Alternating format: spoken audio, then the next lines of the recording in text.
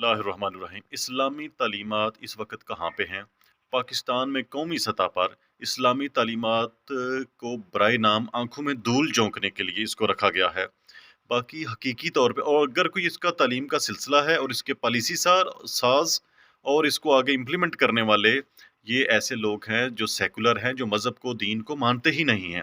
اب ہمیں یہ فیصلہ کرنا ہے کہ اسلامی تعلیمات، آپ سمجھ سکتے ہیں کہ اسلامی تعلیمات ہی اللہ کی جو قرآن کے ذریعے تعلیمات انسان کو انسانیت کی بلائی کے لیے دی گئی ہیں وہ تعلیمات ہیں۔ ہاں، ابھی اس وقت یہ سینیریو چل رہا ہے کہ انٹرنیشنل سطح کے اوپر بین الاقوامی پریپیگنڈے کے تحت اسلام کو اور اسلامی تعلیمات کو بہرحال بدنام کیا گیا ہے، جیسے اسلامی ٹیررسٹ وغیرہ۔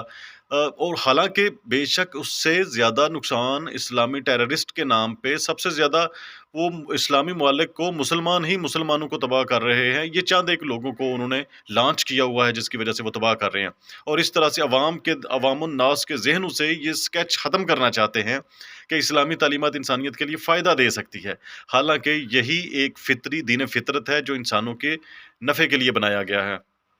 اب اس وقت ہمیں یہ فیصلہ کرنا ہے کہ ہمیں اسلامی تعلیمات کی بدولت جو اچھائیاں، جو انسانیت کی فلاح پر مبنی اقدامات آپ لوگوں کے اندر موجود ہیں، آپ نے اپنی اگلی نسلوں کے لیے، پاکستان کی اگلی نسلوں کے لیے آپ اس کو ریکمینڈ کرتے ہیں یا نہیں کرتے؟ اور اگر کرتے ہیں تو اس کے لیے آپ کیا کر رہے ہیں اور کیا کرنا چاہتے ہیں آپ؟ کم از کم ہم اتنا تو سمجھ سکتے ہیں کہ اسلامی تعلیمات اللہ تعالیٰ اور اللہ کے رسول صلی اللہ علیہ وسلم کے پھیلائے ہوئے جو طریقہ کار ہے، سیرت نبی صلی اللہ علیہ وسلم جن چیزوں کی عکاسی کرتی ہے، اور جو اچھی چیزیں قرآن اور حدیث کے مطابق آپ لوگوں کے اندر بالخصوص اس وقت موجود ہیں، کیا وہ اگلی نسلوں میں ٹرانسفر ہو رہی ہیں؟ اگر وہ آپ کی اچھائیاں، آپ کے اندر موجود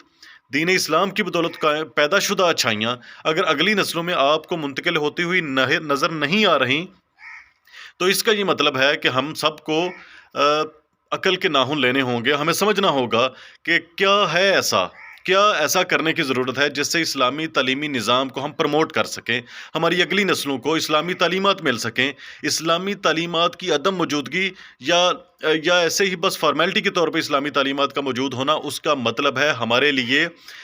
اسلامی تعلیمات کے اگر دروازے بند ہو رہے ہیں تو ہمارے لیے غلامی کے دروازے کھل رہے ہیں۔ ہماری رسم و رواج، ہمارا کلچر، ہمارا طریقہ کار، ہماری جو سوشل نارمز ہیں، سوسائٹی کے جو طریقہ کار ہیں،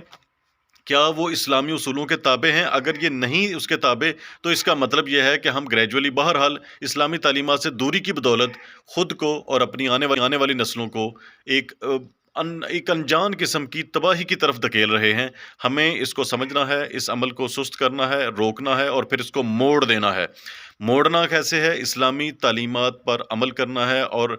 جہاں تک آپ سے ممکن ہو سکتا ہے اپنے تئیں اس وقت آپ ایک فیملی کے مضبوط ممبر کی حیثیت سے اپنے اوپر اور اپنے فیملی کے ساتھ، اپنی فیملی کو کم از کم آپ قرآن پاک کی، حدیث کی، سیرت رسول صلی اللہ علیہ وسلم کی تعلیمات دیں، جس سے اسلامی تعلیمات کا کم از کم ایک